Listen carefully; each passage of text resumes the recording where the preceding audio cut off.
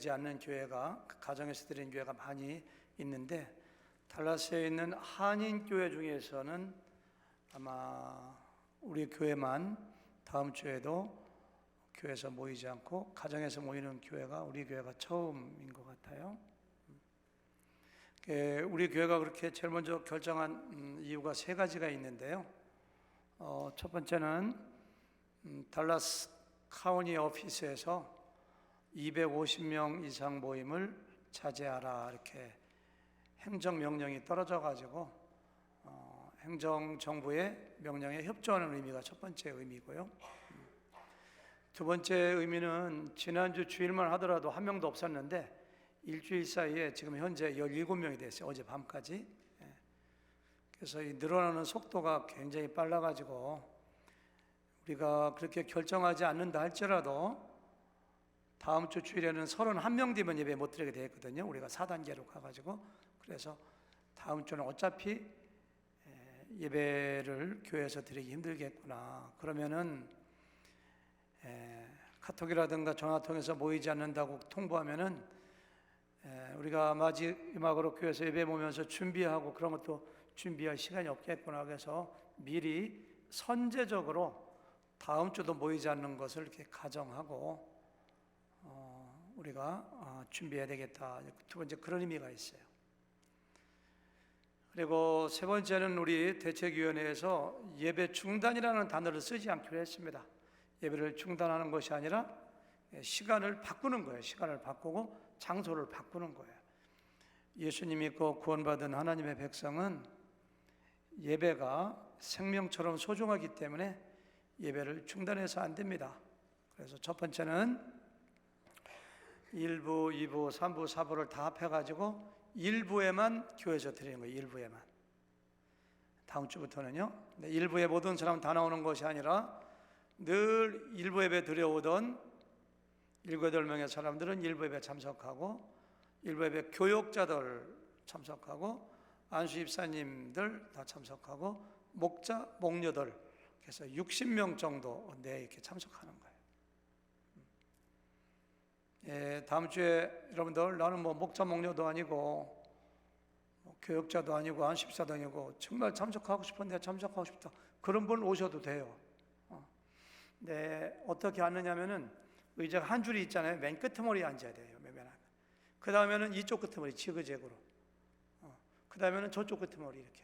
그래서 한 줄에 한 명씩만 앉고 그래도 60명 더 오면 저 2층에 한 명 앉히고 3m 떨어져서 또 한 명 앉히고 또 한 명 앉히고 그래서 위에도 한 6, 7명 앉히고 그래도 모자란다면 이쪽 끝머리 앉히고 가운데 앉히고 이렇게 앉히고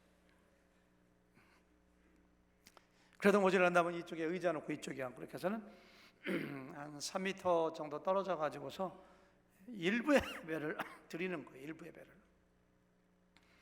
목자 목녀들이 일부 예배 통해서 제가 설교할 때 설교를 잘 적어야 돼요. 잘 메모하고 요약서도 있습니다만 원하시면 제 설교 원고를 프린아웃해서 줄 거예요. 그러면은 목자들이 집에 돌아가서 가장 권면하는 것은 각 가정에서 목장별로 모이는 거예요. 목장별로. 3가정이 됐건 4가정 됐건 5가정 됐건 그 정도 모이는 건 관계없어요. 목장에서 8시에 드린 예배를 10시가 되면은 우리 웹사이트나 유튜브에 업로드가 되거든요. 올라가요. 그러면은 그걸 틀어놓고 예배 순서에 따라서 찬양하고 특성도 듣고 기도도 하고 설교 시간이 딱 되면 둘 중에 하나 선택하면 돼요. 잠시 그걸 끈 다음에 목자가 예배 참석했으니까 설교를 해도 되고 하나는 목자이지만 설교 못하겠다 그러면 그냥 유튜브 계속 틀어놓고서 제가 설교하는 거 들으시면 돼요. 설교는 목자가 해도 되고 동영상 보고 들어도 돼요. 세 번째 이유는 우리 교회 예배가 중단되는 것이 아니라 가정에서 목장별로 드리고 일부 예배 또 드리고 예배를 중단하는 것이 아니기 때문에 그렇게 선제적으로 다른 교회에 앞서서 다른 교회는 그렇게 하지 않는데 또 우리가 준비하잖아요. 이렇게 철저하게 어제 하루 종일 준비하고 오늘도 준비하고 어떻게 예배가 중단되면 할 것인가 그렇게 중단하는 이유라든가 또 교육자들 어떻게 사역할 것인가 그런 걸 이렇게 준비를 이렇게 하게 된 겁니다. 새벽 기도도 중단한다고 했는데 아무리 생각해도 새벽 기도는 중단할 필요가 없을 것 같아요. 우리 교회 새벽 기도 한 20명 많이 나오면 25명 나오거든요. 평상시에 화수목금 그러면은 뭐 20명인데 여기 맨 앞에 가운데 뭐 이렇게 앉고 두 자리 뛰어서 네 번째 앉고 이렇게 해서 20명 앉으면 돼요. 새벽 기도에는 너무 부담은 갖지 말되 허질 목사님이 어제 그러더라고요. 굉장히 씁쓸한 표정으로 저한테 저는 새벽 기도 나올 겁니다 하더라고. 그래서 저도 속으로 나도 나올 건데 이렇게 했거든요. 민두시 목사가 또 안 나오겠어요? 나오지? 교역사를 나오고 또 새벽기도 나오시는 분들은 강제가 아니라 좋아서 나오시는 분들이에요. 새벽기도 하지 말라 막 화를 내는 분들이기 때문에 새벽기도는 해야 되겠다. 다만 가장 염려가 되는 것이 코로나 바이러스도 마찬가지고 감기도 마찬가지고 독감도 마찬가지인데요. 지난주에 얘기했지만 재채기 할 때, 기침할 때 이렇게 공기 중에 섞여 있는 침방울 같은 거 이렇게 돌아다니는 균을 통해서 전염되는 게 첫 번째고요. 두 번째는 물건 만지는 걸 통해서 전염돼요. 어떤 사람이 바이러스가 있는데 자기 어떤 이렇게 손수건에 바이러스가 수천 마리가 수억 마리가 바글바글한데 이거 누가 만지면 그때 이렇게 되는 거거든요. 일부가 끝나고 그러기 어떤 분이 저한테 목사님 힘드시죠? 와서 이만한 인삼 이렇게 짜먹는 거 하나 주시길래 받기 싫더라고. 제가 하도 요새 위생관님이 말해요. 이렇게 안 먹고 쭈뼛죠. 목사님 괜찮아요. 손 씻고 왔어요. 하면서 찔러줬는데 안 먹고 지금 저기다 던져뒀는데. 그래서 이렇게 다른 사람들이 만졌던 거 만지면서 만약에 한국에서 실험했는데요. 어떤 사람이 독감 바이러스가 있어요. 근데 회사에서 오전 4시간 동안 실험했는데 40여 명에게 바이러스가 이렇게 전염되는 거 실험을 했는데 가장 많이 전염되는 것이 화장실 손잡이라든가 그런 것도 컴퓨터 자판이라든가 이런 거. 앞으로 일부 예배라든가 새벽 기도에 올 때는 여러분들 만약에 우리 교회에 환자가 한 명 생겼다. 그 사람이 손잡이 잡았는데 거기에 1억 마리의 바이러스가 있는데 3시간 동안 사흘 동안 안 죽는데 사실 동안 그게 오래 갈 때는 그래서 그거 만지면 다 와. 그래서 이게 무서운 거거든요. 우리 교회 8시에 나오고 새벽에 나올 때는 문 안 열어도 되도록 문을 다 열어놓을 겁니다. 밖에 문 다 열어놓고 그냥 쑥 들어오면 돼요. 그래서 비밀 요원들 모인 것처럼 예배만 드리고 멀리서 이렇게 원격으로 이렇게 하고 이기종 목사님이 구해주셨는데 정말 좋은 마스크 200개를 교회에서 구입해 뒀어요. 그래서 새벽기도 나오시고 일부 예배 나오시는 분들은 이 마스크 하나씩 드립니다. 이걸 매주 드리면은 3주분 다 떨어져. 그래서 한 번 드리면 끝입니다. 그래서 잘 보관했다가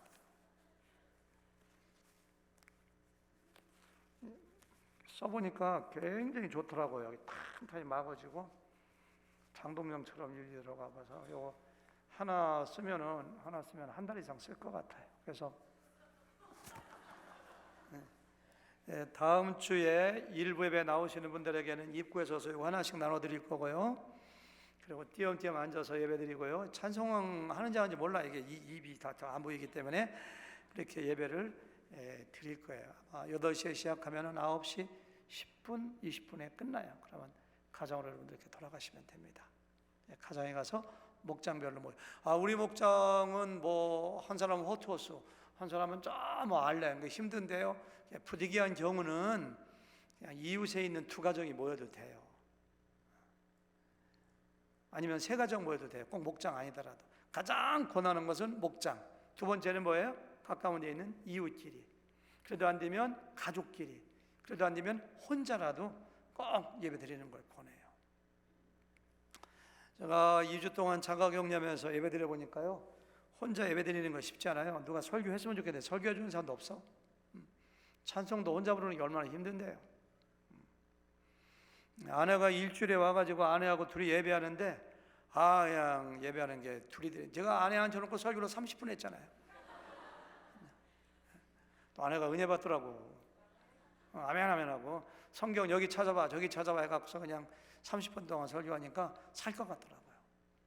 그 다음 주에는 장용혁 집사님이 또 저하고 같이 들어와서 거기도 격리해서 우리 2가정 예배 같이 드립시다 하니까 장립사님 또 자매님한테 당신 다음 주 식사도 한 거냐? 그러니까 나 교회 못 가는데, 아니 목사님 가족과 같이 드릴 때 식사 준비하라고 이렇게 해서 같이 드리고 했다가 한만 해도 아내가 들어온 지 며칠 안 되는데 예배 들어가면 실례가 되는 것 같아서, 그렇지는 않겠지만 속으로 또 어떻게 생각할지 모르잖아요. 장집사님이 까다로움은 아니지만, 그래서 못 간다고 통보하고 그렇게 드렸는데, 혼자보다는 둘이, 한 가정보다는 두 가정이, 두 가정보다는 세 가정이, 예배의 원리가 같이 모여서 드릴 때 은혜가 돼요. 이상하게. 그 믿으시죠? 그래서 가정에서 부부가 드리는 것보다 두세 가정 모여서 이렇게 드리시고, 아니면은 이렇게 목장에서, 이번 기회에 목장이 부흥할 수가 있어요. 비상사태 우리가 어떻게 속으로 모여서 예배하는 걸 우리가 연습하는 기간이에요. 이번에 그렇게 꼭 예배드렸으면 좋겠습니다. 아멘. 혹시 목자들이 한 3, 4개월 동안 설교해보고 내가 오목사보다는 설교 잘하겠다 그래서 또 목사님이 많이 나올지도 모르고 설교도 잘할지도 모르고 은사도 개발되고 새 가족도 많이 초청하시고 각 목장마다 부흥되는 그런 계기가 되길 바랍니다. 아멘. 새벽기도에 우리가 매뉴얼에 본래 없는 것으로 되어 있는데 모르겠어요. 대책위원회에서 목사님 왜 그걸 어기느냐고. 자가격리 제가 한 주만 하고 그다음에 나오려니까 막 뭐라고 하더라고요. 대책위원회에서 왜 목사님 약속 안 지키냐. 그래서 못 나갔잖아. 그래서 근데 새벽 예배는 관계없겠다. 손잡이만 안 잡고 떨어져 앉아. 그래서 새벽기도에는 있다는 거 기억하시고 새벽기도 나오고 싶으면 나오시면 좋고요. 일부 예배도 목자나 안수집사 아니더라도 나오시는 분들에게는 마스크 드리고 떨어져서 이렇게 드릴 수 있도록 이렇게 하도록 하겠습니다. 헌금은 예배에 굉장히 중요한 요소이고 순서인데요. 헌금을 할 때 첫 번째 방법은 목장에서 모일 때 헌금 시간이 꼭 있어야 돼요. 그래서 목자들은 그 의자 뒤에 붙어있는 헌금 봉투를 한 30장 얼마 가져가셔야 돼요. 예배할 때 나눠드리고서 거기다 나가서 헌금 시간 이렇게 하고 헌금 기도도 하고 목자가 가지고 그 다음 주일 8시에 와서 헌금함에 집어넣으면 돼요. 이게 첫 번째 방법이고요. 일부 예배 8시에 나오시는 분들은 여기다 헌금함에 집어넣으면 되고요. 온라인으로 좀 젊으신 분들은 컴퓨터 잘하니까 타이틀이라고 하는 데 들어가서 하늘에 집어넣고 헌금함, 그 방법이 조금 안 좋은 게 10%를 P로 띄어가요. 100불하면 3불 띄어가요. 그게 10,000불하면 300불. 그래서 그것도 편리한 방법이니까 그 방법 괜찮고, 네 번째 방법은 여러분들 주보에 이렇게 우리 교회 주소 라벨을 붙이고 우표 붙인 봉투를 하나씩 넣는데 필요 없는 분들은 그 자리에 놓고 가시면 돼요. 아니면 옆 사람은 필요한 사람은 줘도 돼요. 밖에 놓고 가도 돼요. 필요한 사람은, 필요 없는 사람은 놓고 가세요. 더 필요한 사람은 입구에다가 1000장으로 준비하세요. 1000장을 10장 가져가도 되고 20장 가져가도 되고 해서 여기다가 가급적 캐시는 넣지 말고, 캐시는 원래 안 넣게 있죠, 그렇죠? 뭐 넣어도 오긴 옵니다만은 그래서 여기 체크를 넣어가지고 침을 발라가지고 이렇게 해서 넣으면은 교회 옵니다. 그래서 헌금하는 방법은 4가지, 그렇죠? 첫 번째는 목장에서 하고, 두 번째는 교회에서 하고, 아니면 온라인으로 하는 방법도 지금 만들어놨어요. 아니면 이걸로 하고 그래서 헌금 생활. 또 한 가지 5번째 방법은 아이고 나는 이것도 저것도 귀찮다 그러면 매주 모아요. 매주 모아서 나중에 4개월 후에 3개월 후에 교회 때 한꺼번에, 그 전에 우리 교회 성도님 그런 분이 있더라고. 내가 신방 갔더니 3개월치인가 뭐 얼마짜리 그냥 이만큼 11줄 주길래 왜요? 그러니까 제가 그동안 교회를 못 정해서 이제 11조 헌금을 집에서 했는 거 모은 겁니다 하면서, 우리 교회 처음 나온 성도가 그런 분이 있더라고요. 그래서 좋은 방법은 아니지만 예배할 때마다 자기가 헌금을 넣었다가 나중에 5개월 후에 한꺼번에 가져와도 괜찮아요. 그런 5번째 방법에서 헌금하시면 되겠습니다. 여러분들 얼마나 될지 모르겠어요. 빠르면 뭐 3주 만에 하나님의 은혜로 한 달 만에 만날지도 모르고 2달 만에 만날지 모르고 3개월 만에, 어쩌면 어제 신문 보니까 뭐 상반기까지 갈 것이다, 7월 달에 만날지 모르는데 저는 신방을 열심히 하겠습니다만 여러분들께 또 공예배에서 오랫동안 못 뵌다고 생각하니까 여러분들 너무너무 귀해 보이고 너무 또 감사드립니다. 혹시 질문이 있으면 질문해 보세요.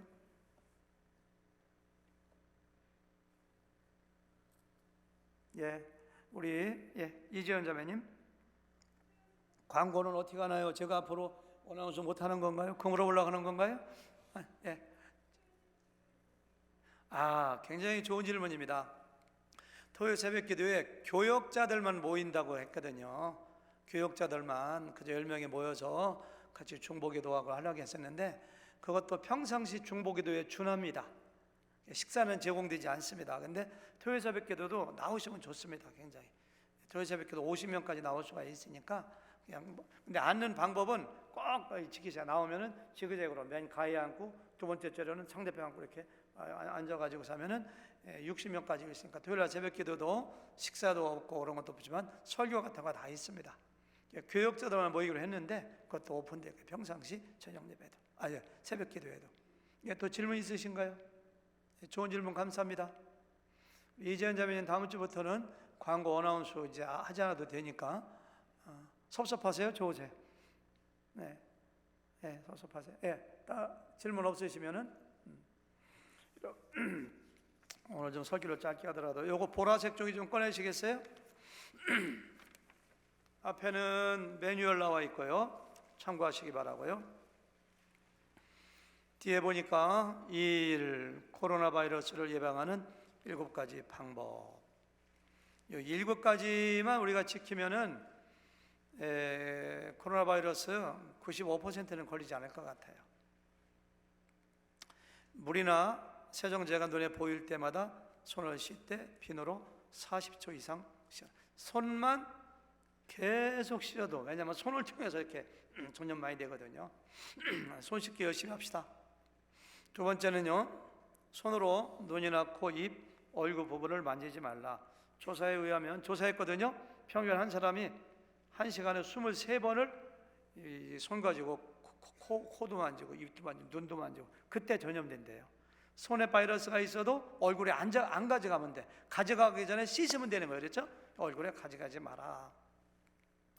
셋째, 우리가 하고 있는 거니까 악수하지 않는 거예요. 제가 앞으로 코로나에서 바이러스가 끝내도 성도들하고 악수 안 하려고 생각해요. 제가 100명하고 악수했잖아요. 그럼 그 중에 뭐가 있는지 알아? 독감 있는지. 그러니까 악수한 손을 가지고 누구 악수하면 다. 그래서 앞으로는 좀 악수를 안 하려고 생각해요. 가장 좋은 악수가 이거라고 생각해요. 멀리 떨어져 있어도 안녕하세요 이렇게, 그렇죠? 이게 부딪히려면 가까이 가야 되잖아. 가까이 가서 안녕하세요도 침 탁 튀거든. 그러니까 이렇게 멀리 있어도 안녕하세요 이렇게. 이거 갖다가 제가 이름을 쳤는데 원격 악수라고 했어요. 원격 날라리 악수 이렇게 해서 이렇게 얼마 전에 한번 해보실까요? 이렇게 악수 이렇게 안녕하세요 이렇게. 이렇게 하면 바둑이 오라는 것처럼 안 돼. 그래서 이렇게 하면 더 이상해. 바둑아 이리 오라고 그러죠. 그래서 이렇게 손가락을 흔들어요. 손가락. 그게 보기 좋아요. 손가락을 해보세요. 이게 운동도죠. 손가락 운동도죠. 그래서 앞으로 이렇게 우리가 악수하자고요. 안녕하세요 이렇게. 진짜 반가우면 두 손으로 안녕하세요 이렇게. 그래서 이 악수를 하면 돼요. 네 번째, 불특정 다수의 접촉이 많은 버스의 손잡이, 문고리, 엘리베이터 버튼, 공공장소의 손잡이, 지폐. 우리 교회 오늘부터는 헌금 어카운트 하시는 분들은 장갑 찌고 소독하고 마스크 쓰고 해요. 지폐, 돈 갖기 싫으면 다 가져오세요. 제가 가질 테니까 지폐 같은 거 이렇게 만질 때 조심하고, 만지면 손 씻고. 앞으로 이렇게 문 같은 거 열 때, 오늘 이제 다음부터 할 때가 교회 문을 다 열어놔요. 이렇게 어깨를 밀고 들어가도 괜찮아요. 그 락이 없는 것은. 그래서 가능하면 그런 거 만지지 말라. 다섯 번째, 밀폐된 좁은 공간에 함께 있는 거 피하고, 식사 자리 피하고. 우리가 목장 모임 4대 가정 모이는 건 밀폐된 공간이죠. 왜 괜찮으냐면은 소수가 모이는 거니까 그 4가정 중에 있을 가능성은 거의 없는 거거든요. 조금이라도 내가 어디 갔다 왔다 이상하다면 안 모여야 돼. 그래서 빠져야 돼. 자꾸 기침이 나오네. 불쾌감 줄 수 있거든요. 그렇죠? 좀 열이 있는 그러면 그 다음에 여섯 번째, 기침이나 재채기 할 때 손수건이나 휴지로 입과 코를 가리라. 제가 지난번에 얘기했죠. 가장 안 좋은 게 그겁니다. 재채기 하면 3m까지 뛴다고 했거든요. 일곱 번째, 굉장히 좋은 건데요. 면역력을 키우라. 제가 요즘에 굉장히 몸의 컨디션이 좋아요. 그저께 5시간 자고 어제 2시 반까지 그냥 낮잠이 1분도 안 자는데 생동생동 몸이 가벼울 수가 없어요. 밥을 제가 반밖에 안 먹거든요. 운동도 열심히 했거든요.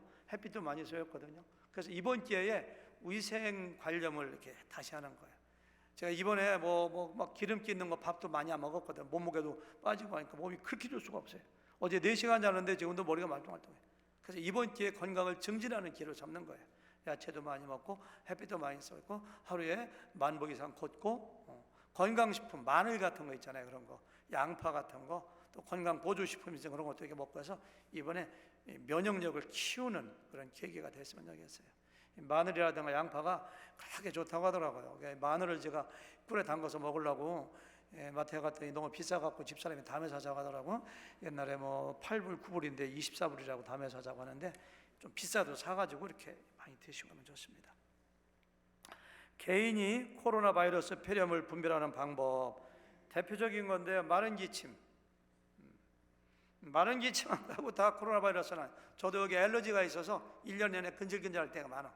이런 사람들은 아니지만, 두 번째는 확실해요. 코로나 바이러스는 95%가 열이 난대, 열. 마른 기침하다가 열 나면 틀림없는 거예요. 거의 내가 보기에는. 세 번째가 호흡 곤란. 숨이 가빠. 가만히 있어도 왜 이렇게 숨쉬기 힘들지? 이렇게 하면 틀림없어요.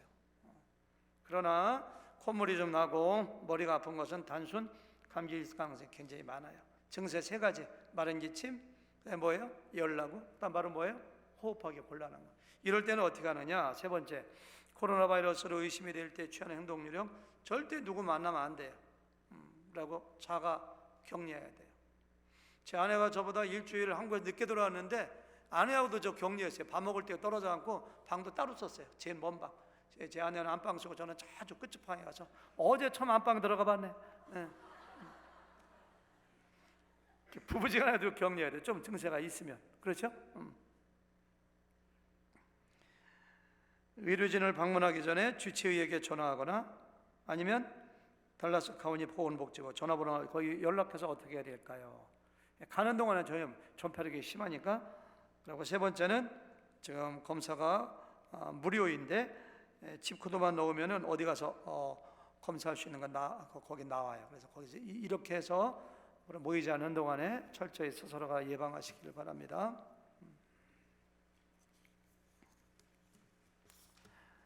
우리 교회 성도님 중에 앞으로 3개월 아니면 2개월 얼마 모였을 때 한 사람도 걸린 사람 없도록, 연세 드신 분들 한 사람도 없도록 저는 그럴 수 있길 바라고, 그래서 제가 아까운 시간 내서 같이 한번 다 아시는 거지만 다시 한번 강조, 대충 알면 안 돼요. 철저히 알아야 되지.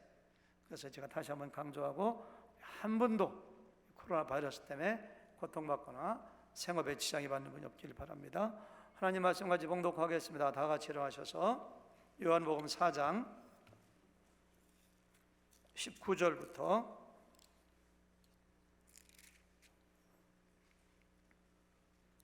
요한복음 4장 19절부터 24절까지 제가 19절 읽겠습니다. 여자가 이르되 주여 내가 보니 선지자로소이다.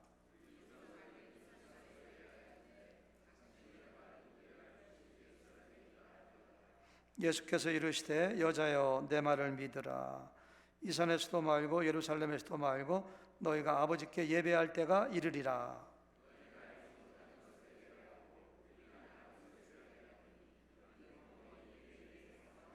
아버지께 참되게 예배하는 자들은 영과 진리로 예배할 때가 오나니 곧 이때라. 아버지께서는 자기에게 이렇게 예배하는 자들을 찾으시느니라. 아멘. 자리에 앉으시겠습니다.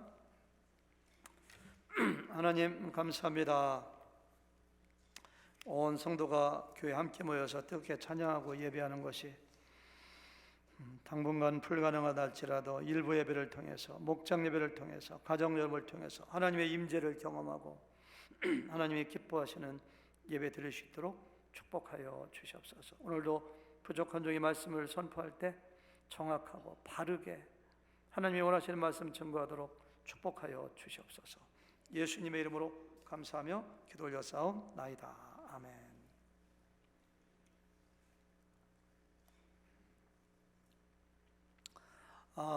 예수님께서 사마리아 땅에 가서 사마리아 여인과 대화하는 장면, 여러분들이 평생 동안 신앙생활 하시면서 설교를 여러 번 들어봤을 것이고 잘 아는 내용입니다. 제가 오늘 예수님과 사마리아 여인이 대화를 많이 했는데 하나님께서 이 대화를 통해서 우리에게 주시는 핵심 메시지가 무엇인가? 어떤 목사님은 복음 전도에 대한 것이 핵심 메시지라고 얘기해요. 여기 나오는 이 여자는요, 5 남자를 번갈아 가면서 살았고요, 혼인신고한 적도 없고요, 결혼식 올린 적도 없고, 지금 6번째 남자도 자기 남편이 아니요. 정말 어떻게 보면 창녀와 같은 정말 그런 여자인데, 이런 여자를 예수님이 만나가지고 대화를 통해서 복음을 증거하고 예수님 믿게 하고 나가서 예수님을 증거하게 하고 회복시키는, 그래서 이 전도하는 방법이 핵심 메시지다 이렇게 얘기하는 목사님도 굉장히 많고, 저도 일리가 있다고 생각해요. 어떤 목사님들은 또 예수님의 기가 막힌 대화술, 저도 마찬가지고 여러분도 마찬가지인데, 부부싸움의 대부분이 대화를 못해서 그래요. 대화할 줄 몰라서. 제가 부부싸움에 나오면 첫 시간이 대화법입니다. 예수님의 기가 막힌 대화법을 우리한테 알려주는 것이다. 어떤 분은 상처받은 이 불쌍한 여인을 회복시키는, 상처를 치유하는 거다 이렇게 얘기하는 분들이 있어요. 다 맞아요. 그런 주제로 설교할 때 본문을 잡아도 괜찮아요. 근데 저는 이 본문의 핵심 메시지가 올바른 예배, 진실된 예배, 참 예배가 무엇인가를 우리에게 알려주는 것이라고 믿어요. 왜냐하면 2가지 이유가 있는데요, 예수님께서 예배에 대한 이야기를 가장 많이 했고요, 마지막 결론이 예배에 대한 이야기로 끝나요. 그래서 오늘의 본문은 예배가 핵심 주제이다. 23절 마지막에 보니까 다 같이 읽어볼까요? 아버지께서는, 다 같이 시작. 아버지께서는 자기에게 이렇게 예배하는 자들을 찾으시네. 이 말씀 하시려고 지금 이 여자하고 대화하는 거거든요, 사실요. 아버지께서는, 아버지가 누구예요? 하나님. 이렇게 누구에게? 자기에게. 자기가 누구예요? 하나님. 예배 대상을 분명히 하시죠? 예배하는 자들을 지금 뭐예요? 찾고 계시는 거예요. 이렇게 하늘에서 나에게 이렇게 예배하는 자가 누구냐 이렇게 찾고 있어요. 아유, 하나님이 찾고 있는 게 나한테 무슨 대수냐? 스페셜리, 특별히 하나님이 어떤 사람을 찾으시고 만나주시고 은혜를 주시면 그 사람의 인생에는 놀라운 일이 벌어집니다. 놀라운 일이 벌어져요. 그걸 제가 어떻게 말로 설명하겠어요? 구약성경에, 신약성경에 그러한 사람들이 널려 있는데요, 아브라함을 보세요. 아버지가 우상 만들어 파는 사람입니다. 하나님이 그를 찾아가서 만나주지 않았다면 자기 아버지 직업을 이어받아 평생 우상 만들어가지고 팔고 돈 벌고 먹고 살다가 얼마나 좋은 집을 사고 잘 먹고 잘 살지 모르지만 허망하게 죽어가는 것이 그의 비참한 인생의 모습이었을 것입니다. 하나님이 찾아오셔가지고 찾으셨거든요. 하나님이 아브라함아 찾아오셔서 만나주시고 택해주시고 은혜 주시니까 믿음의 조상이 되어가지고 그 후손에서 예수님이 나오시고 지금 아브라함이 어떻게 계세요? 천국에서 하나님과 함께 계세요. 놀라운 인생의 대역전 드라마. 모세도 마찬가지죠. 하나님이 찾아오지 않았으면 태어나자마자 죽었어요. 유대인들은 죽이게 돼 있었거든, 아기 때. 갈다 상자에 떠내려가 설령 살았다 할지라도 유대 궁전에서 왕이 됐는지 왕자가 됐는지 모르지만 그냥 그렇게 허망하게 살다가 죽어버리는 인생 됐을 거예요, 분명히. 하나님이 찾아오시니까 놀라운 하나님의 사명을 받은 종이 되고 천국에서 마태복음 17장에 보니까 놀라운 신의 변화산에서 천국에 있는 모습을 보여주잖아요. 이게 인생이 바뀐 게 하나님이 찾아오면. 바울도 마찬가지고 베드로도 마찬가지, 이름도 없이 허망하게 어부하다 죽었을 베드로 마찬가지고 다 마찬가지예요. 예수님의 어머니 마리아를 보세요. 정말 시골에서 비천하고 가난한 여인인데 하나님이 찾아와서 성령으로 말미암아 예수님을 잉태하니까 얼마나 위대한 여인이 되었는가요? 멀리 갈 것도 없어요. 여기 나온 사마리아 여자, 창녀, 소망도 없어. 영혼의 갈증을 느껴. 부끄러워 사람들하고 교제도 못해. 난 12시에 뜨거울 때 물 들어와. 예수님 만나니까 놀라운 여인들. 이 예수님이 찾아온 사람들의 변화예요. 모든 문제가 해결돼요. 영혼이 구원받아요. 근데 하나님이 찾는 사람이 어떤 사람이라고요? 하나님이 찾는 사람이 뭐라고요? 자기에게, 하나님께 어떻게? 이렇게 예배하는 자들. 이렇게가 어떻게 예배하는 건가? 우리가 지금 23절 후반부에 봤거든요. 전반부에 볼까요? 그 앞에를 보여야지. 그러면 23절 앞부분 나가지. 시작. 아버지께 참되게 예배하는 자들은 영과 진리로 예배할 때가 오나니 곧 이때라. 예배할 때가 오나. 아직 안 왔어요. 영과 진리로 예배 아직은 아니요. 구약시대에는 올 때가 올 거야. 곧 이때야. 그때가. 아버지께 참되게 예배해요. 참되게 true worship. 참되게 예배하는 게 바로 뭐예요? 이렇게 예배하는 거예요. 참되게 예배하는 게 바로 뭐예요? 영과 진리로 예배하는 거예요. 영과 진리로 예배. 그 다음에 나오는 24절 다 같이 24절 말씀 시작. 하나님은 영이시니 예배하는 자가 영과 진리로 예배할지니라. 이렇게 했어요. God is spirit. 하나님은 영이에요. 영. 눈에 안 보여. 음식을 안 드셔도 돼. 우리가 만질 수도 없어. 이번에 한국에 왔더니 저희 4살 먹은 손녀가 하도 기도 하나님 하니까 나한테, 내가 목사라니까 할아버지 목사님이지? 그러더니 그래. 그러니까 할아버지 물어볼 게 있는데 여기 뭐냐니까 하나님 본 적 있어요? 정말? 그러더라고. 너무너무 철학적이고 신학적인 질문. 걔한테 어떻게 설명해야 돼? 아니 그걸 먼저 할머니한테 물어봤는데 제 아내가 할아버지한테 물어봐라 저한테 보내더라고. 내가 사실 얘기해 줘야 되거든요. 그래서 하나님은 그랬어요. 이해할지 모르겠어요. 하나님은 영이시기 때문에 우리 눈에 안 보이는 거야. 이렇게 쫙 얘기했어요. 이해가 알았어요. 그래. 하나님 말 들어봤어요? 하나님 말하는 거 들어봤어요? 저한테 그러더라고. 어려운 것만 물어보더라고 얘가 아주. 하나님은 영이셔요. 그래서 예배하는 자가 뭐라고요?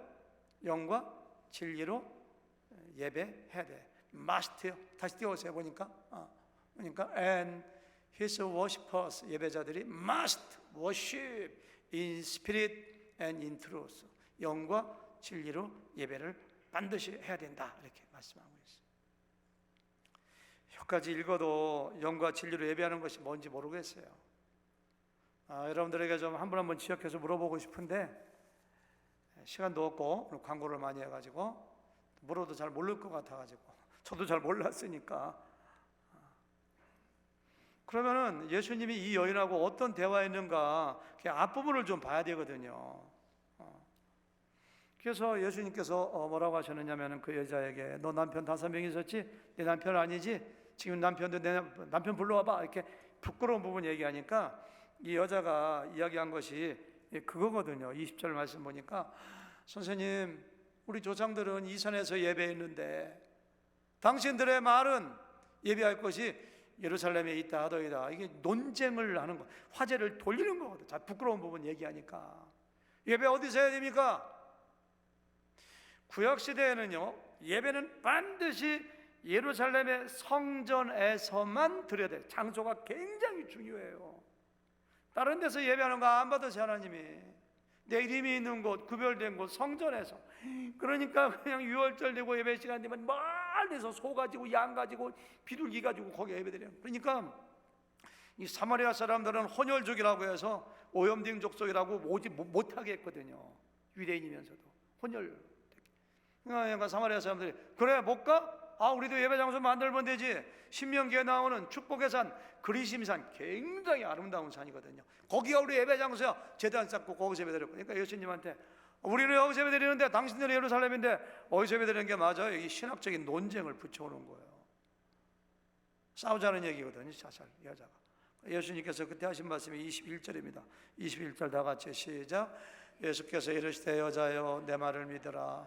이 산에서도 말고 예루살렘에서도 말고 너희가 아버지께 예배, 아버지께 예배 대상이 분명하고요. 이제까지는 구약시대의 장소가 그렇게 중요하고 예배하는 장소 때문에 너희들이 이렇게 싸우고 그렇게 경쟁하고 적대 관계에 있었는데 그거 필요 없는 시대가 와. 장소에 구분 없이 영과 진리로 드리는 예배가 뭐예요? 장소에 관계없이 누구께? 아버지께. 아까도 자기에게 이렇게 예배. 아버지께 예배드리는 장소에 관계없이 꼭 이곳이 아니더라도 가정에서도 감옥에서도 꼭 예배할 때가 있다고. 그 다음에 22절 또 하나 말씀하시는데요. 22절 다 같이 시작.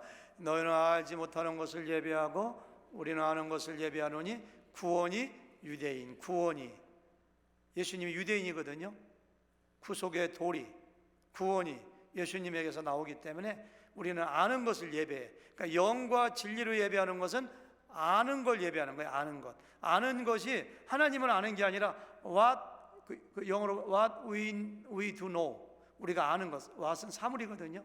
너희가 알지 못하는 것. what you do not know. 내가 알지 못하는 것. 이렇게. 진리를 알고 뭔가 좀 알아야지. 예수님이 누구신지, 어떻게 구원받는지, 성경에 뭐가 쓰여있는지 좀 알고 예배드려야지 우상 섬기는 것처럼 그렇게 드리는 건 영과 진리의 예배가 아니야. 이런 말씀을 지금 하시는 거예요. 제가 여기까지 정리를 해도 영과 진리로 드리는 예배가 뭔지 잘 아직까지 머릿속에 안 들어와요. 그렇죠? 안 들어오죠? 제가 이걸 토대로 알기 쉽게 5가지로 정리를 했습니다. 첫째, 영과 진리로 드리는 예배는 장소와 형식과 의식에 얽매이지 아니하고 하나님이 우리의 예배 대상임을 분명히 알아 하나님께만 집중하고 하나님께만 영광 돌리며 드리는 예배가 영과 진리로 예배 드리는 거예요. 장소가 뭐가 중요해? 예배 순서가 뭐가 중요해? 사도신경 외우고 아니오고 뭐 이런 이걸 그런 형식이 뭐가 중요해? 가장 중요한 거 뭐예요? 하나님께 예배하는 거. 하나님 예배 대상이 분명해야 돼요.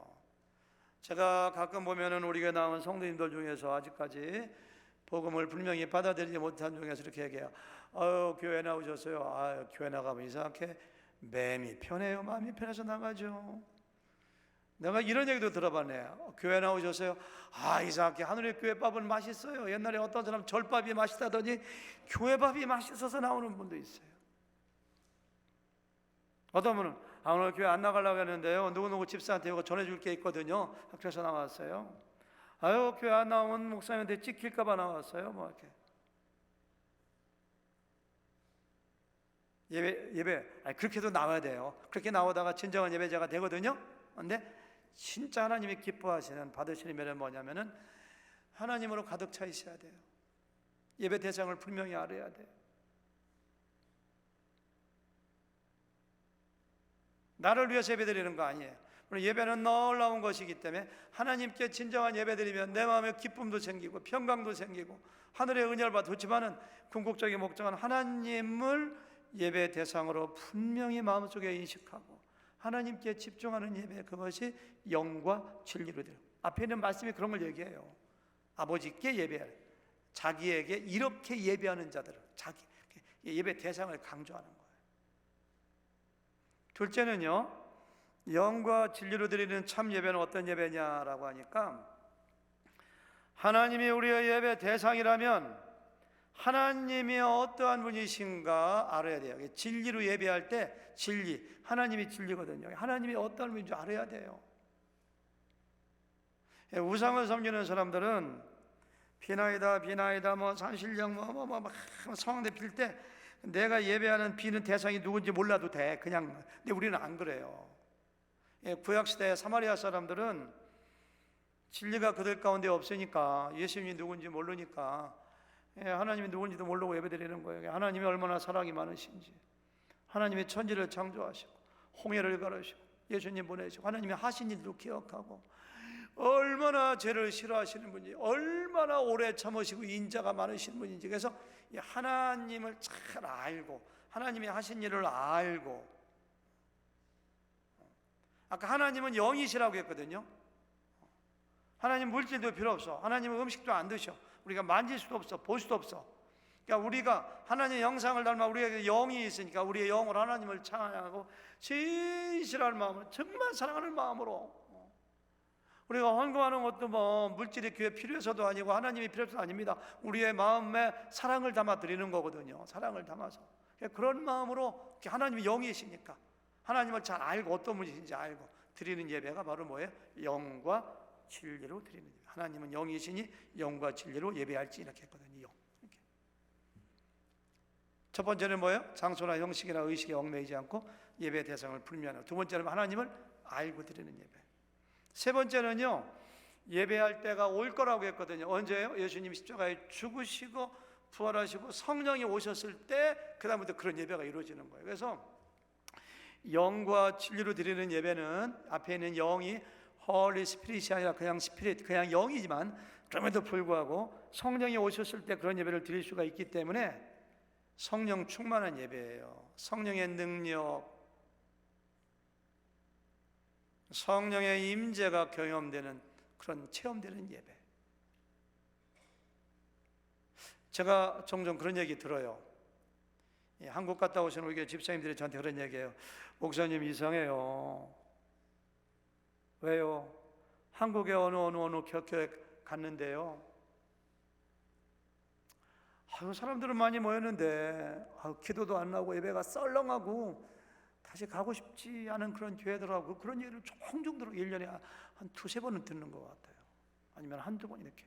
지난주에도 누군가 얘기하는 어떤 분이 미국에 있는 다른 교회를 갔는데 저한테 그러더라고요. 목사님 그 교회를 갔는데요, 기도도 안 나오고 썰렁하고 앉아있는데 그렇게 마음이 불편하고 막 그렇게 해서 이상하더라고요. 그 교회가 어떤 교회인데요 하니까 이런 교회 막 싸우고 분란하고 그런 교회더라고요.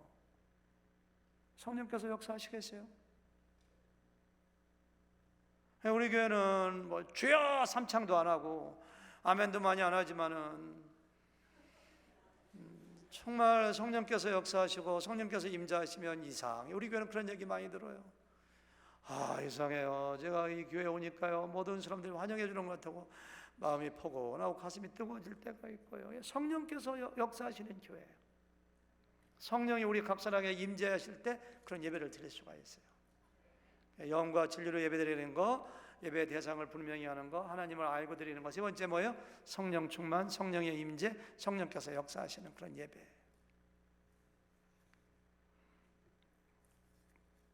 네 번째는 영과 진리로 드리니까, 너희들은 알지 못하는 것을 예배하고 우리는 아는 것을 예배하니까 진리가 무엇인지 알고 드리는 예배. 예수님이 진리이기도 하고 하나님이 진리이기도 하지만은 가장 직접적으로 하나님의 말씀, 이 성경. 그러니까 설교가 없는 예배는 예배가 아닐 수도 있어요. 진리가 선포돼야 되니까. 어떻게 해야지 구원받는가? 어떻게 이 세상이 만들어졌는가? 앞으로 이 세상은 어떻게 종말이 올 것인가?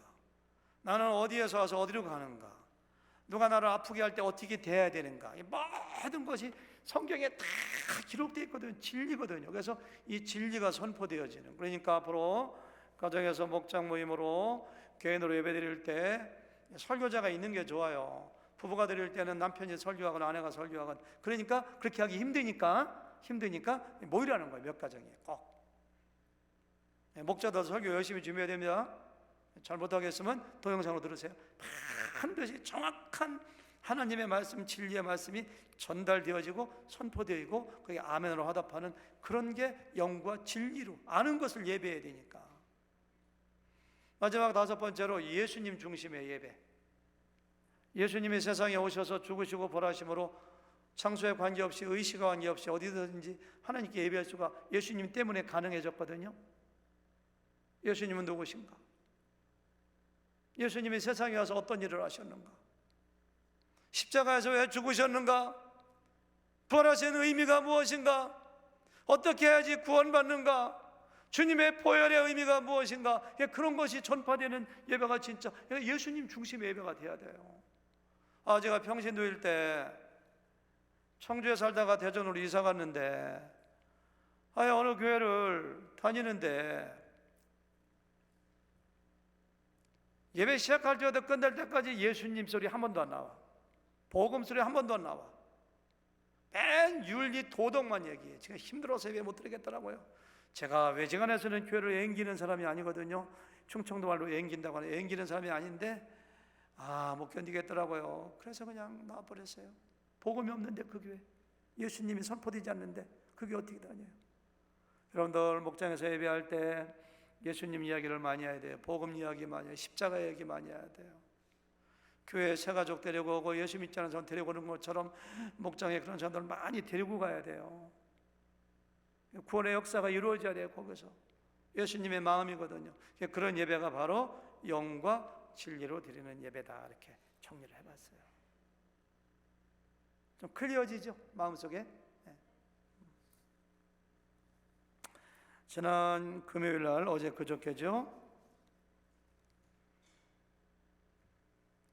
교회 카톡이 많이 오고 민우시 목사님에게, 목자들에게도, 안수집사님들에게 어느 교회는 금요예배 안 드리고 새벽기도 없고 수고름 없다는데 우리 교회는 어떻게 되는 겁니까? 빨리 알려주세요. 교회를 사랑하고 염려하는 마음으로 다 이렇게 주시는 거죠. 아주 그냥 목자 목녀들, 그리고 제 아내한테, 저한테는 그런 거 안 오더라고, 이상하게. 그러고 그냥 안수집사님들 믿음, 그냥 카톡이 불이 났어 우리 교회 어떻게 되는 거냐고.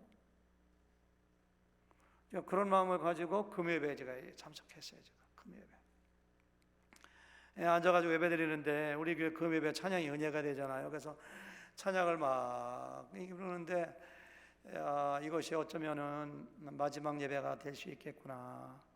그때 14명이 됐고요. 성도들이 불안해하고 민감해하고 이런 속도라면은 다음 주 금요일 날은 16명 이상이면 금요예배 안 드리게 되겠고, 우리 교회 매뉴얼에 어차피 다음 주는 마지막 예배라고 생각하니까 자꾸 눈에서 제가 눈물이 나더라고요. 제가요, 눈물이 자꾸 나, 눈물이 그치려고 해도 콧물까지 나중에 하더라고요. 콧물까지 자꾸 막 괜히 서글퍼지고, 내가 한국에서 돌아와서 2주 동안 자가격리할 때도 교회 못 나와서 너무 힘들었고, 일주일 전에 나왔을 때 너무너무 감사하고 막 내가 회복되고 너무 좋고, 이제 예배 지금 2번밖에 안 드렸는데 또 예배를 이제 안 드려야 되다니, 이게 막 억울한 생각이 들기도 하고, 코로나 바이러스한테 분한 생각이 들기도 하고, 막 눈물이 나오고, 이유가 알 수 없는 눈물이 계속 나와요. 제가 막 휴지 몇 장을 대서 닦고 또 닦고 하면서 제 마음속에 어떤 감동이 팍 오느냐면은, 하나님이 그런 생각 주신 것 같아요. 야, 누가 예배 못 드리게 했냐? 누가 예배 중단이라고 했냐? 가정에서 드리는 거야. 예배를 트랜스퍼하는 거야. 예배를 바꾸는 거야. 그런 생각이 저는 하나님이 주신 영감이라고 생각해요. 그래서 우리가 이렇게 선제적으로 빨리 결정한 거, 다음 주에 안 드리는 것도. 제가 예배 쉽게 포기하려고 생각 안 했습니다. 사실 저는 바이러스 몇 명 걸렸다고 해가지고 미리 겁먹어가지고 예배 중단해갖고서, 저는 사탄 마귀의 계획에 넘어가는 것이라고 생각해가지고 버틸 때까지 버티다가 정말 위험하면 그때 예배 중단하려고 생각했거든요. 그런데 하나님께서 그런 마음 주시면서 두 가지 생각이 머릿속에 싹 5분, 4-5분 사이에 이루어진 일이에요. 그게 그때 설교 개요를 다 완성해서 이걸 쓴 게 이거예요. 사실은 본문까지도 그때, 야, 요한복음 4장 가지고 예배자를 찾는다는 거 가지고, 그러면서 제일 먼저 생각이 탁 주시는 분이 다니엘 생각이 떠오르더라고요. 다니엘은 남유다가 멸망할 때 바벨론의 포로로 잡혀가가지고 왕 밑에 있으면서 예배를 드릴래야 드릴 수 없는 상황 가운데 있어요. 궁전에 있어요. 왕궁에 있으니까. 근데 다니엘과 그의 세 친구는 그곳에서도 예배를 드린 거예요. 그러면서 내 마음속에 하나님께서 진정한 예배란 예배드리기 편하고 좋을 때만 예배하는 것이 아니라, 예배 드리기 어렵고 예배 드릴 수 없는 환경 가운데 예배하는 것이 진정한 예배니라. 다니엘을 봐라. 예배하다 걸리면 죽어요. 그런데도 왕이 먹는 음식, 그 진수성찬, 우상하게 바쳤던 재물이라고 해서, 돼지고기라고 해서 그거 안 받잖아요. 안 받아. 그거 안 받다가 걸리면 죽어요. 그런데도 예배하는 거예요. 거기서. 나중에 그러니까 다니엘과 그 세 친구를 죽이기 위해서 왕외에 다른 신에게 예배하거나 기도하거나 구하는 자는 사자굴에 던져 넣는다. 법령이, 예배하지 말라는 법령이 선포되었을 때, 다니엘 행동 보세요. 그럼에도 불구하고 다니엘은 집에 돌아와서 윗방에 올라가 전에 하던 대로, 그러니까 전에도 예배한 거예요. 전에 하던 대로 예루살렘을 향하여 향한 창문을 열어놓고 하나님께 기도하며 간과하였더라. 그럼에도 불구하고 예배한 거예요. 그런 생각이 막 떠오르길래 하나님께서 다음 주에 이 설교를 하는 말씀이구나. 우리는 예배 중단이 아닙니다. 하나님의 놀라운 뜻이 있다고 생각해요. 예수님 믿고 구원받은 사람에게 있어서 예배는 생명과 같아요. 우리의 호흡과 같아요. 몇 끼를 못 먹어도 예배는 반드시 드려야 돼요. 하나님께서 내 입술을 통해서 이거 선포하라고 그 한참 울다가 눈물 가운데 감동 가운데 이런 생각을 주셨구나. 두 번째 딱 생각난 것은 뭐냐면은 제가 오래전에 한 20년 전에 어느 목사님의 간증을 린츠버그 버지니아에서 유학할 때 그 북한 선교하시는 목사님이 갔다 오신 분이 울면서 간증했던 게 그거예요. 전국에서 탈북자들을 모아가지고 5개월씩 1년씩 아주 스파르타식으로 복음을 들어가게 하고 훈련시켜갖고서 죽을 각오로 북한으로 들여보냈대요. 많은 경우 잡혀요. 잡히면 감옥에 집어넣는데요. 감옥에 집어넣어. 한 방에 4명, 5명, 10명이 있어. 그러면 예배 때가 되면은 찬송 부르고 기도하고 어차피 죽을 거니까 예배한대요. 예배 끝나면 붙들려 나가서 구타당하고 맞고 찢기고 고문받는, 그래도 예배하는 거예요. 예배.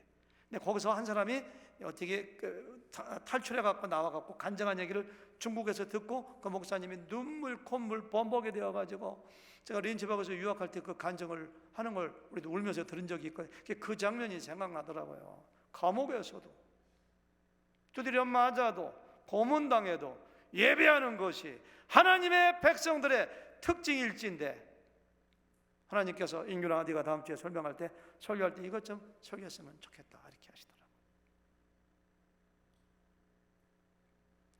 저는 정말로 다른 교회는 다 예배 없다고 광고해도 좀 끝까지 가려고 해요. 웬만하면 그냥.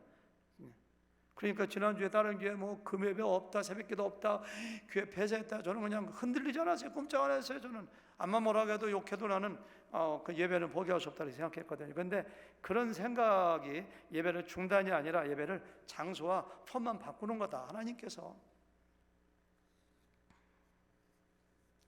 그러면서 자꾸만 그런 생각이 들어요. 마지막 수업, 마지막 예배, 마지막 수업. 이 마지막 수업 어디서 많이 들어본 것 같더라고요, 제가. 초등학교 5학년인지 중학교 책인지 언제인지 모르겠어요. 알퐁스 도데의 마지막 수업이라는 단편 소설이 실린 적이 있잖아요. 그 생각이 자꾸 이렇게 나요. 그 내용 아시잖아요. 알자스라고 하는 프랑스의 한 마을인데 독일하고 경계에 있어요. 독일에게 점령당했어요. 그 알자스 마을에 정말 불량 학생이 한 명 살고 있었어요. 학교 결석하고 늦잠 자고 놀기 좋아하고 늘 지각하고 선생님께 속성이고, 그날도 실컷 늦잠 자고 놀다가 선생님에게 야단 맞을 각오하고 수업에 들어갑니다. 근데 수업에 들어갔더니만은 선생님의 그 복장이 달라. 옛날에는 이렇게 일상복 입었는데 정장을 딱 하고 넥타이하고 수업 분위기가 엄숙하고 긴장이 돌아요. 더 이상한 것은 동네 어른들이 유지들이 다 와 있어요, 뒤에. 자기 늦게 갔는데도 이름도 안 부르고 혼내키지도 않아요. 알고 보니까 독일이 점령했는데 오늘 정오 이후로 12시 이후로 프랑스 말을 쓰지 말라 내렸기 때문에 마지막으로 프랑스 말로 프랑스어를 가르치는 그런 시간인 거예요. 동네 유지들이 다 모여가지고 같이 아쉬운 마음으로 지금 수업을 듣고 있는 거예요. 정오 12시가 다 돼갑니다. 마지막으로 선생님이 수업하는 내용이 이거예요.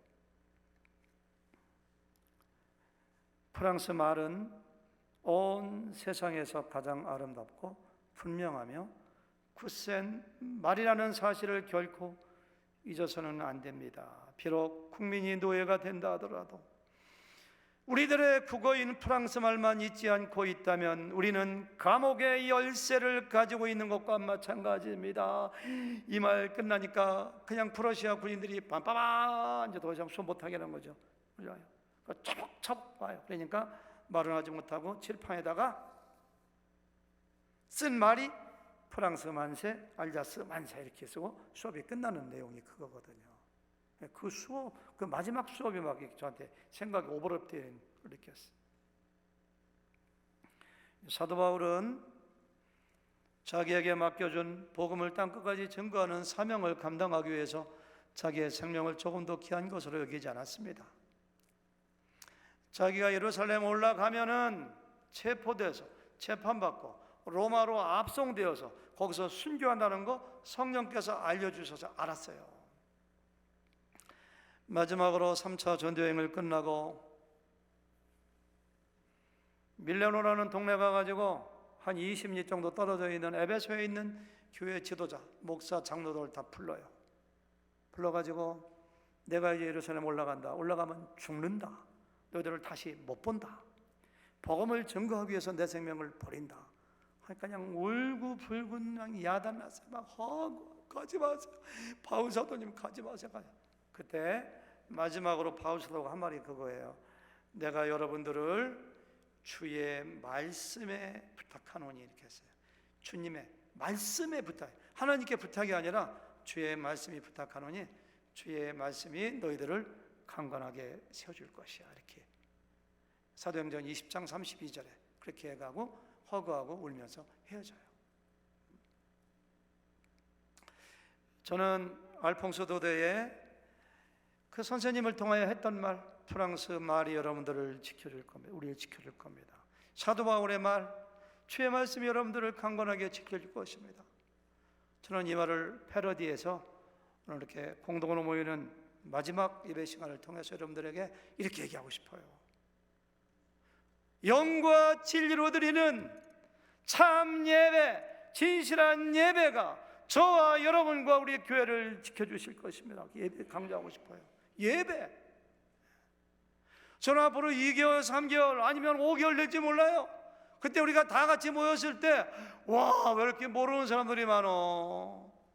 우리 교회가 다 부흥되고 더 구원받은 사람들이 많아지고, 아이고 집사님, 성도님 몇 개월 동안 못 봤는데 너무너무 성숙하셨네요. 우리가 모이지 못한다 할지라도 여러분, 제가 세 번째 생각하던 것은 중국교회 아닙니까? 중국교회 알잖아요.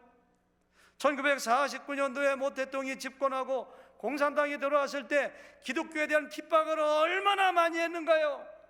교회를 폐쇄하고 목회자들을 감옥에 가두고 처형하고 성경을 불태우고 선교사들을 추방하고 기독교 씨가 말랐잖아요.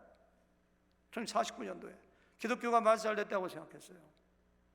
1982년도 3년도 등수평이 정권을 잡고 문을 개방했을 때 선교사들이 들어가 보니까 깜짝 놀랐어요. 깜짝 놀랐어요.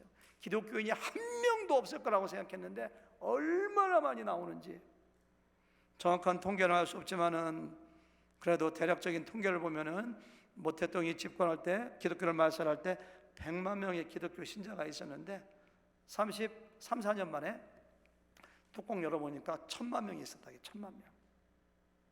그 이유가 뭔지 아세요? 가정에서 예배드리고, 2가정 예배드리고, 4가정 예배드리고. 제가 2004년도에 베이징의 어느 교회를 가봤더니 트리베드 아파트, 32평 아파트에 한 20가정 정도 모였는데요. 30가정 되려나? 빽빽하게 변기 위에서까지 앉아서 그냥 제가 설교해 1시간 설교했는데 막 화내더라고. 왜 이렇게 짧게 하느냐고, 더 해달라고 설교를. 예배가 중국 교회를 살린 거예요. 우리가 다 함께 모여서 예배하지 못한다 할지라도 저는 하나님의 놀라운 뜻이 있다고 생각해요. 우리가 뭐 핍박과 환난 받는 거 아니지만 일단은 가정으로 돌아가잖아요. 가정으로 돌아가지만은 앞으로 한 달이 될지 얼마 될지 모르지만 그다음 모였을 때는 각 목자마다 예수님이 꼭 구원받은 사람이 막 몰려라. 오, 하나님이 놀랍게 역사하셨다. 저는 그렇게 되기를 바라요. 그건 우리가 예배를 놓치지 않으면 돼요. 진정한 예배 드리면 돼요. 영과 진리로 예배 드리면 돼요. 목자들이 살아있으면 돼요. 그런 교회가 되시기를 주님의 이름으로 축원합니다.